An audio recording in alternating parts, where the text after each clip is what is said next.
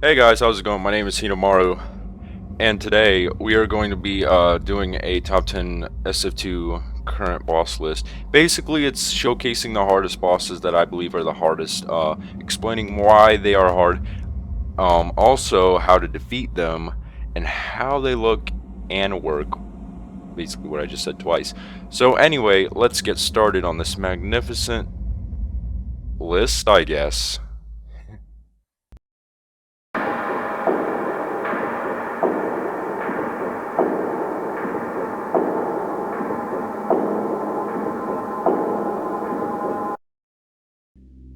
Alright, let's get started on this.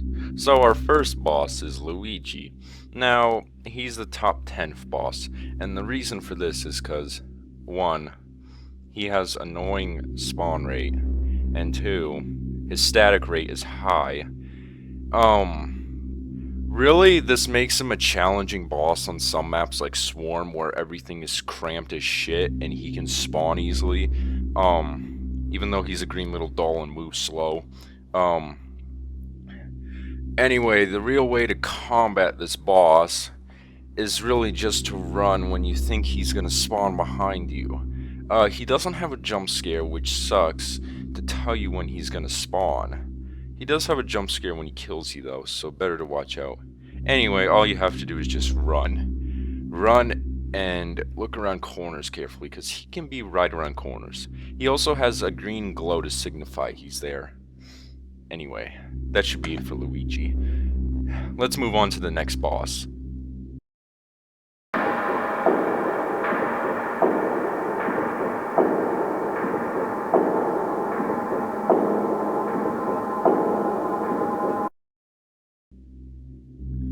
Alright, so here's the ninth boss.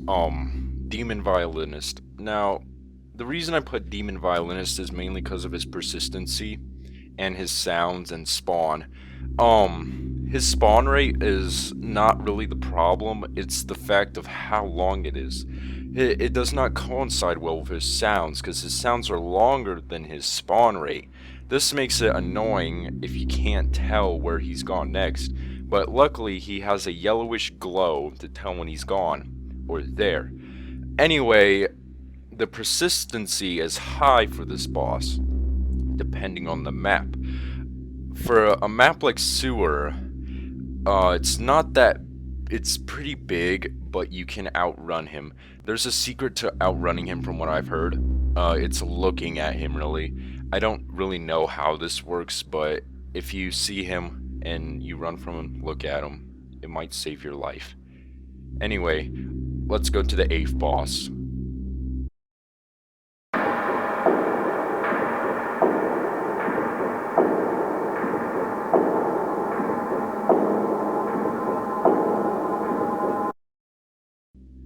Alright guys, now we're on to the 8th boss, Shadow Miku, and I mean the clones and the real one. Now, these are basically just shadows of the real Miku. They are see-through. Now let's get started as to why this is the 8th boss on the list, and not higher, like 10 for 9. So anyway, the reason I put this boss on 8th is because of the confusion it actually brings when you're fighting this boss.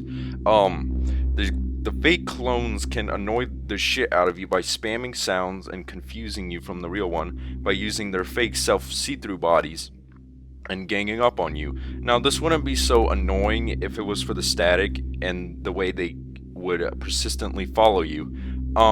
Really the only way to combat this boss is to watch out for the fakes, because if they gang up on you, you might get confused on the real one. But once the real one spots you, it's going to be hard to outrun her if she's chasing you. And then you're going to have to sacrifice someone to save yourself. Anyway, let's move on to the 7th boss.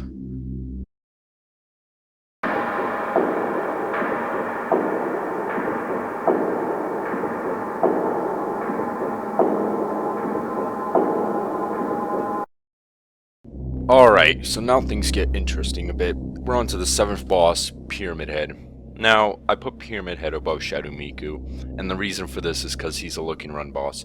But it's not that this big, tall, bloody fellow has in mind. His sword packs a punch and can insta-kill you, turning you into gibs. The only way to dodge this is by running around him. But that's not the real issue. The real issue is the fact that he's fast when you're not looking, and the fact he literally can catch up to you easily, rendering you useless to your team on small maps. It can literally be your death. Now, that's also an issue. It wouldn't be much of an issue if his static rate didn't even exist. Unfortunately, his static is pretty high for a boss that's a look and run, and on higher difficulties, this can get you killed easily. The only real way to dodge this is to make sure you don't let him see you, period. Because if you let him see you, you might never outrun him. Let's go on to the 6th boss, shall we?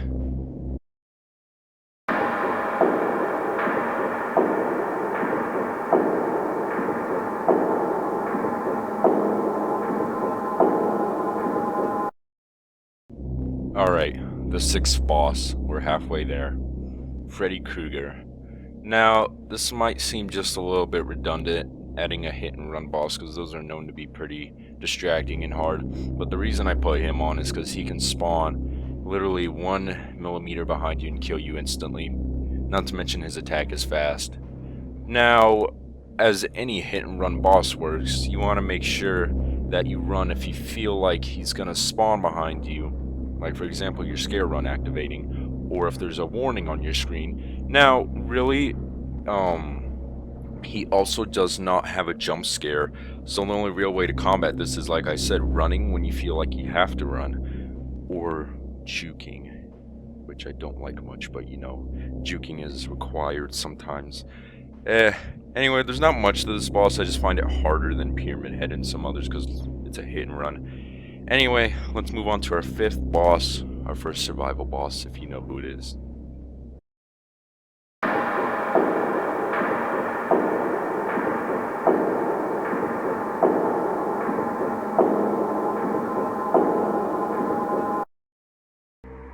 Alright, now to our 5th boss, Chris Walker.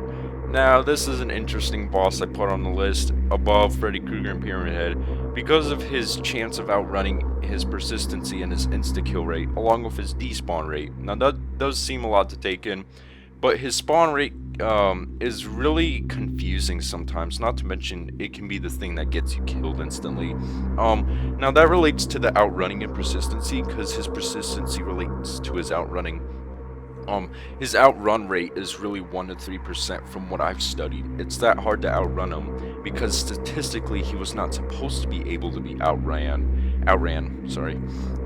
because of his stats. That's how he was coded in, from what I've seen. So anyway, outrunning him is going to be hard if you can. Anyway, his insta-kill is just something he was coded with too, which he shouldn't have been, really. Anyway, that's all to this boss, really. It's just harder than Freddy Krueger or Pyramid Head. Anyway, let's get on the next boss.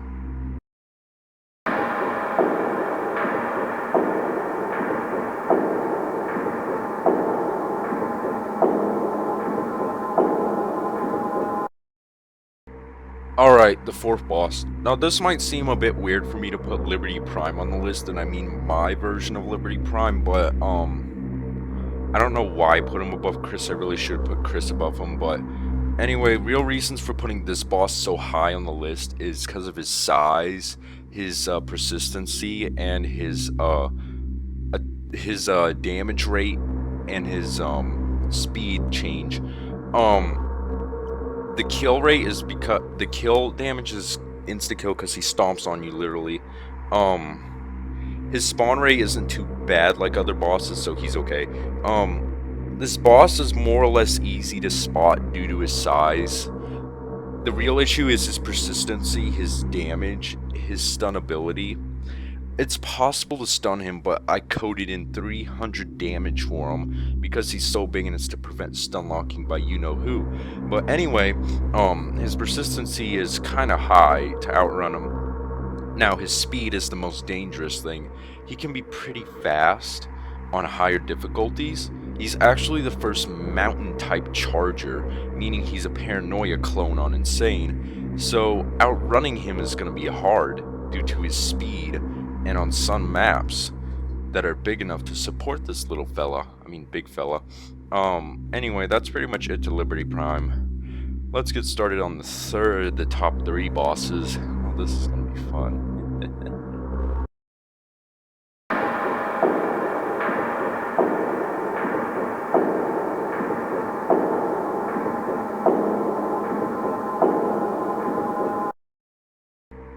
Alright, for our third boss, we have Bogeyman.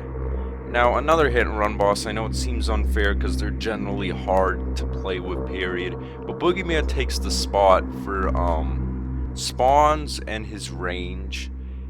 Anyway, he used to be a harder boss, spawning behind you 1 millimeter, like, 1 millimeter, like Krueger does. But it's really his range and the fact he can just kill you instantly with his hammer because his range is so large and it's hard to outrun, him because of that. Now, he's a slow boss. Range is the problem really with this boss, as it can get you killed easily.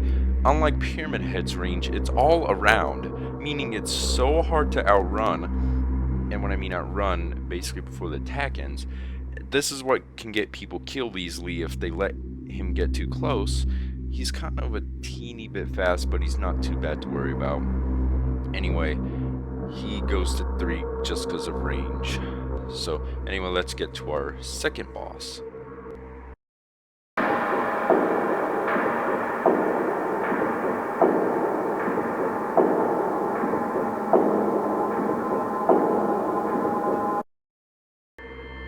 Alright guys, the second boss. Before the first boss, we get to the Mutant from Paranoia 2. This boss is a rotund gray looking fat thing. Sorry if I offended anyone. It's basically a fast, persistent Billy type boss. And when I mean this, I mean it's faster than Billy, and it's almost as persistent as him from what I've played against. He also insta-kills you by punching you really fast like Chris Walker does. The only real way to beat this boss is to make sure you hide from him, or if you have enough distance. I can literally send you to a friend who had an instant with me, and we both hid in a certain dark facility with a campfire, and we hid there for 3 minutes straight, and he still caught us both. So yeah, the only real way from what I've basically played is to hide from him, or have so much distance and a big map to hide from him. Yeah, gray rotund fat people that are fast. Yeah, anyway, let's get on to the first boss on our list.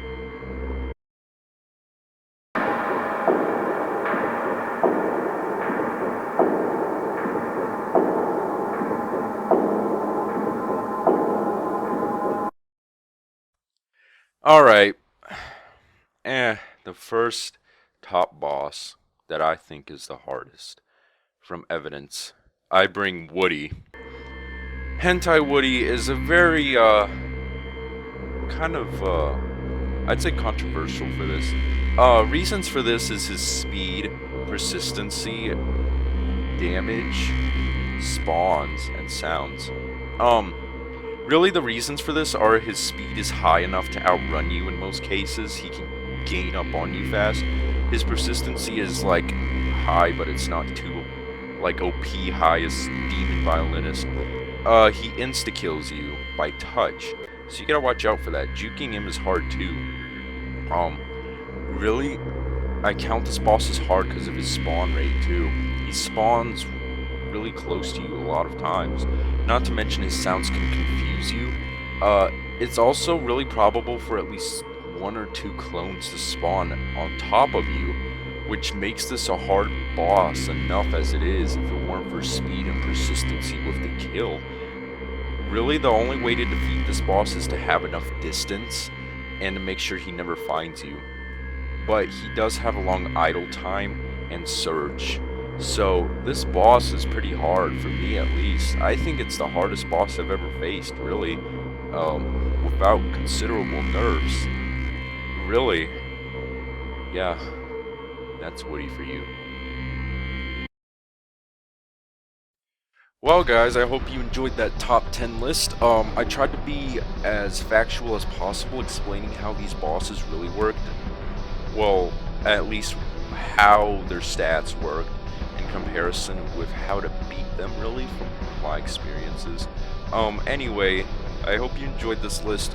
It's gonna be updated, of course, with some new lists whenever new bosses are added that just seem game-breaking. And when I mean game-breaking, I mean they literally make you work. And I don't mean it in a bad way. I like challenges a lot. So anyway, I hope you liked that list a lot. I tried to be as accurate as possible, and it took me a bit of time to research these stats, bosses, etc. Anyway, I hope you enjoyed that, and I'll see you guys in the next video. Later.